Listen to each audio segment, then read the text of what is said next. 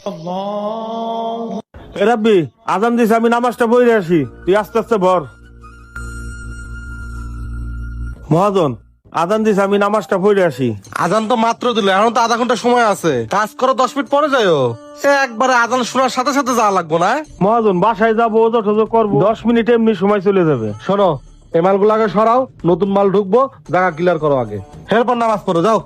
মহাজন, আগে নামাজ পরে কাজ, আগে আমি নামাজ পড়বো, এর পরে কাজ করবো। কি আমি, তুমি তো মুখে মুখে কথা বলো, তোমার কি চাকরি করার ইচ্ছা নাই?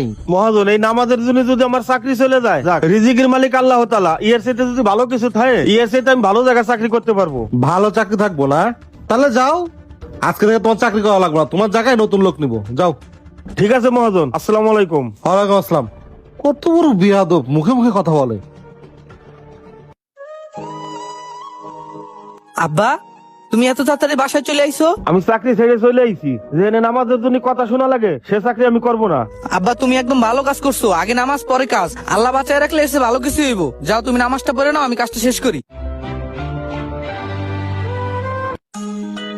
আসসালামু আলাইকুম ভাইয়া। ওয়ালাইকুম আসসালাম। ভাইয়া, আপনাদের এখানে একটা লোক লাগবে। ও আপনি? আমার আব্বা ভিতরে বসে আছে, ওনার সাথে যেয়ে কথা বলেন, যান। ঠিক আছে, আসসালামু আলাইকুম। ঠিক আছে, যান। আসসালামু আলাইকুম স্যার। ওয়ালাইকুম আসসালাম। আরে মহাজন, আপনি এখানে? আরে আমির, তুমি এখানে?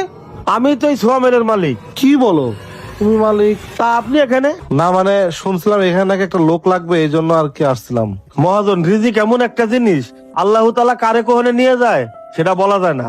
এক সময় না আমাদের জন্য আপনি আমার চাকরি থেকে বাইর করে দিয়েছিলেন, আর আজকে আইছেন আপনি আমার কাছে চাকরির জন্য। মহাজন, আপনি যদি আমার এখানে কাজ করেন, তাহলে সততার সাথে কাজ করতে হবে। যদি কাজ করতে চান, তাহলে আমার ছেলে বাইরা দাঁড়াই আছে, ওর কাছে যান, ও সব কাজ বুঝাই দিবে। ঠিক আছে, আচ্ছা যান।